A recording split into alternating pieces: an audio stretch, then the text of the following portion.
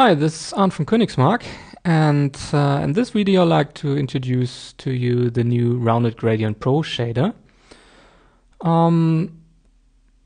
I did this just to add some new functionality regarding color gradients in the first place, but then this thing evolves a little bit into something more complex over the time.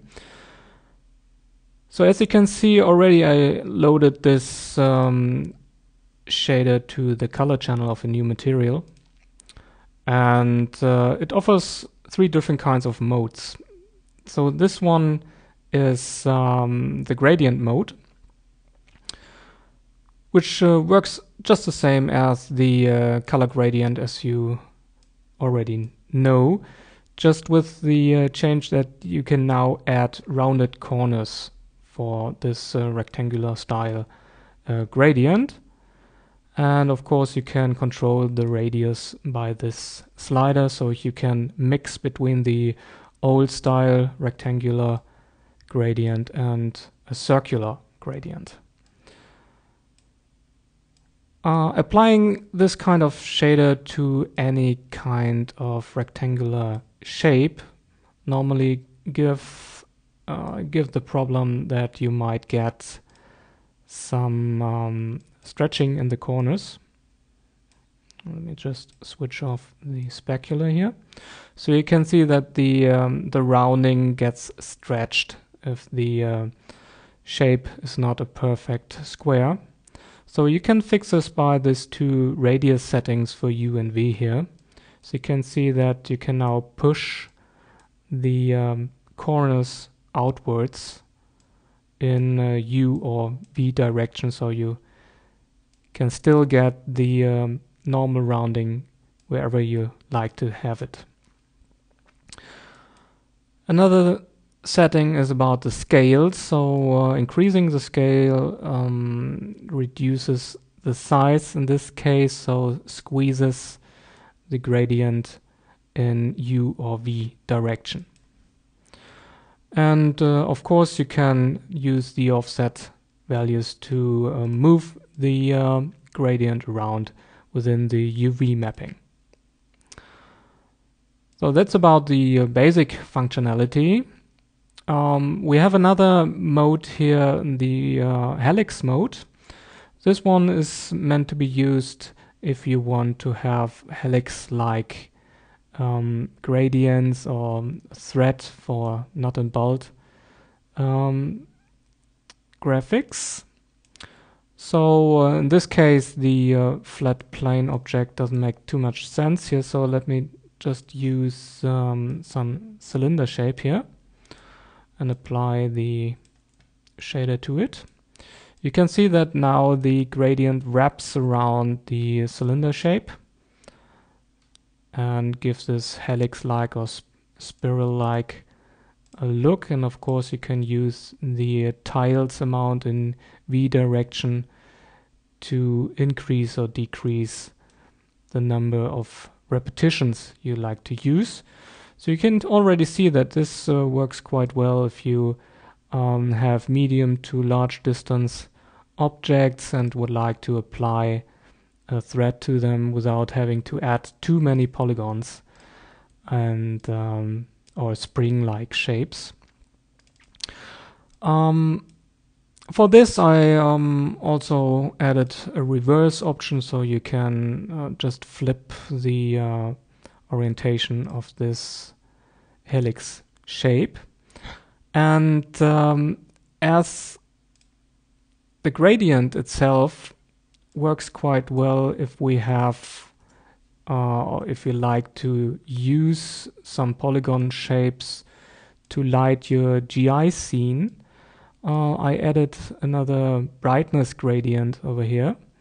So let's say we would like to have this kind of shape to illuminate the scene. It would be nice to have more control over the amount of brightness that is emitted from this gradient. So that's why I added this second gradient here for the brightness.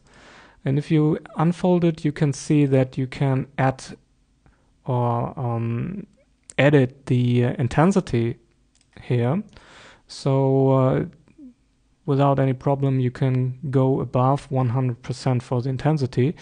This makes sense to be used in the luminance channel, for instance. So you can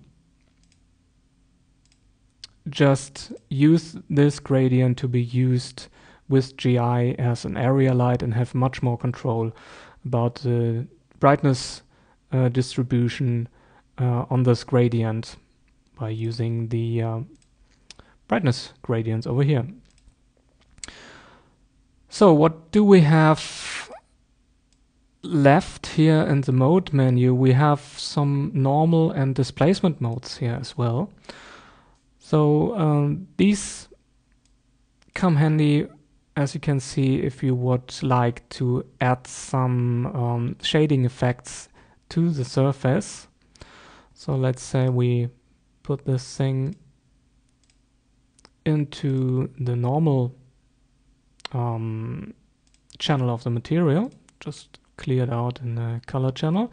You can see that we already get the feeling of a 3D shape here in the editor if you use the OpenGL mode.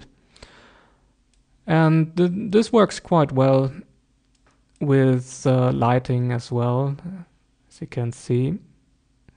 So this is quite nice technique if you have some smaller details going on the surface. So just let me increase the amount of tiles. You can see that you can add quite a bit of detail to a surface without having to add real geometry. Of course, it doesn't work too well if you have a very flat viewing angle, but this is how it is with normal maps.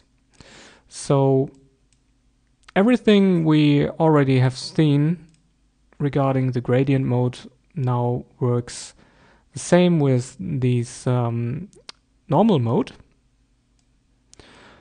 But you can also have more control about the direction of the surface regarding the rounding areas. So that's why we have this bump curve here.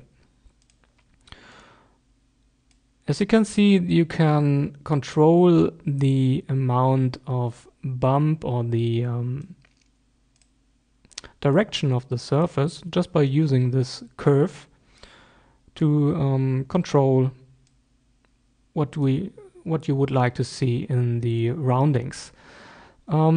This is especially useful for using the Hallux mode, of course, as we can now control the shape of this helix shape or the thread used. Again, makes more sense, of course, with some round objects such as a cylinder here. And you can see already that this could be used easily to just to add some thread like shading to objects without having to add real geometry. And by using the bump curve, you can just define the shape you would like to see here. Of course, this doesn't change the shape of the object. That's why I added the third mode, the displacement mode here.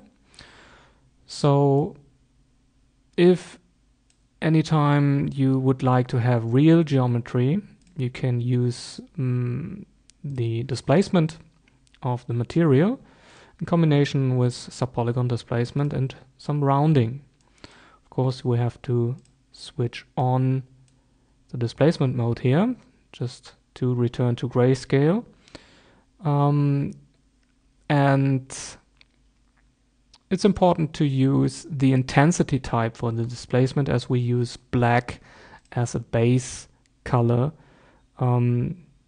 giving the original surface again of this object. So just let me increase a little bit the amount of subdivision we get here, and just having a look at the amount of subdivisions we have in the object itself. So by rendering, you can see that this gives quite a nice thread here, or helix shape, and of course the amount of displacement can be controlled from within the material. Just depends on how deep you would like this to be.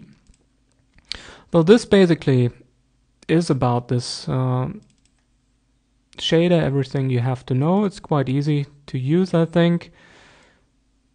The curve might be quite handy to add the amount of detail you would like to see, or the amount of spring-like shape you would like to see.